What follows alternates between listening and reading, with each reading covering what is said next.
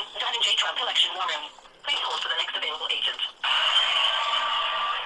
Our movement is about replacing a failed and corrupt, and when I say corrupt, I'm talking about totally corrupt, political establishment. Trump War Room. Hello, I'd like to report some incidents of fraud I believe can be highly substantiated. Yes, sir. Yeah, well, it seems like a lot of the cases that the Trump team has submitted to courts so far are either thrown out by the judges or the Trump team has withdrawn the cases themselves. So it seems like y'all are pretty desperate for some cases that would hold up in court, and I think that I have what you're looking for. Yes, sir. Well, there was the story of the USPS worker in Pittsburgh, Pennsylvania, who attempted to throw away like 9 trash bags of mail. Luckily, the bags didn't have any mail-in ballots in them, but the bags did have like over 1,000 political ads and even a request for a mail-in ballot, which didn't get delivered because the guy was trying to throw them out. And when you look into the story more, it turns out that USPS worker was posting QAnon conspiracy theory stuff to his Facebook page.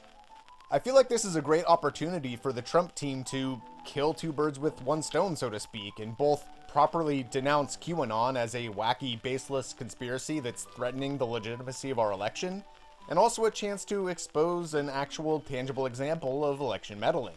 So I really think folks should be talking about this story a lot more. Another example is the California Republican Party, which admitted to setting up over 50 fake ballot drop boxes for mail-in ballots in Los Angeles and Fresno and Orange County. Like, these weren't set up to collect or destroy Democratic ballots. This was more of a 4D chess operation, where the fake ballot boxes were put outside of churches and Republican Party offices to give Republicans more places to vote, and artificially boost Republican voter turnout. The problem is that California's Secretary of State and their Attorney General put out cease and desist orders at the state and county level to have the boxes removed, and the California Republican Party refused. This is a clear case of election meddling that I never hear the Trump team talk about. Yes, sir. My next examples aren't really about election meddling per se, but they are about faith in the election. A lot of folks are spreading around the Project Veritas backdated ballots story, but I really think that this needs to be carefully addressed. Project Veritas and the James O'Keefe guy that runs the show have been shown to be complete frauds. There's like a 6-hour multiple video series on YouTube, which I highly recommend, that details how the previous Project Veritas operations were total scams. And it turns out this backdated ballot story is no different. I listened to the full interview between the Postal Service worker and the Postal Service investigators, and it's clear that the Postal Service worker merely overheard a few phrases from a conversation totally out of context, and then just jumped to conclusions about it, which is why he completely recanted his affidavit. Now, this next one's a smaller case, but I think that it illustrates a lot of what's going on right now. It's the story of Jill Stoke, the blind woman from Las Vegas, Nevada, who claimed that someone fraudulently sent in her mail-in ballot. Jill was told that she was allowed to cast another ballot and provide a statement challenging the previous ballot, but she refused to do this, and even went on to claim that the news reporter who interviewed her said that they were getting calls and emails about voter inconsistencies. But the news reporter himself said that he told Jill that voter fraud is extremely rare and that their sources tell them that there is no widespread coordinated effort of voter fraud that they're aware of.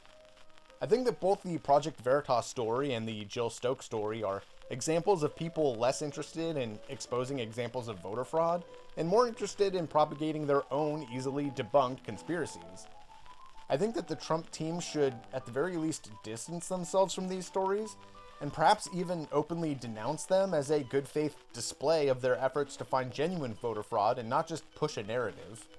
In fact, speaking of good faith, there's this guy named Isaac Saul on Twitter, at Ike_Saul, who's been putting together an election fraud debunking mega thread.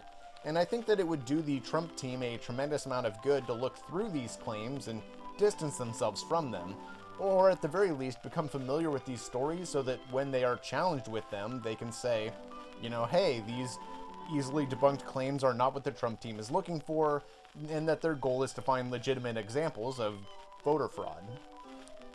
But, yeah, I guess that's all I got. The Trump team should mention the USPS QAnon guy and the California Republican ballot box scams as actual examples of meddling with the election.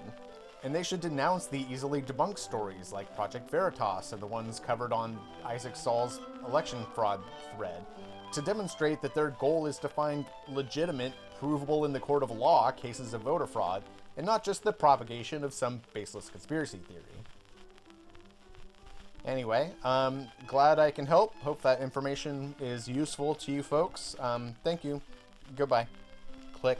Hang up sound. Okay, now I'm talking to you, the one watching the video. I hope that you enjoyed it. If you want to know my real honest opinion about what's going on, it's this. If you look at Trump's taxes and such, it's clear that the money he was making as a TV celebrity rich guy was being used to prop up his failed business ventures. And I think if you look at Trump's political career from the birther movement of the Obama years to his 2016 presidential run, I don't think it's a stretch to say that he simply wanted to make a career off of going on Fox News and complaining about Obama and Hillary. And I think that now that he's shown such favoritism to total propaganda outlets like Project Veritas and OAN, it seems obvious that he knows he lost this election fair and square, and he's simply maintaining the election fraud conspiracy scam as a way to set up a future career as a celebrity contributor to conservative propaganda outlets, where the millions of people who voted for him will continue to prop up his lavish lifestyle and failed business ventures. Such is the world we live in, I guess. Cool. Anyway, I hope you have a great day. Bye!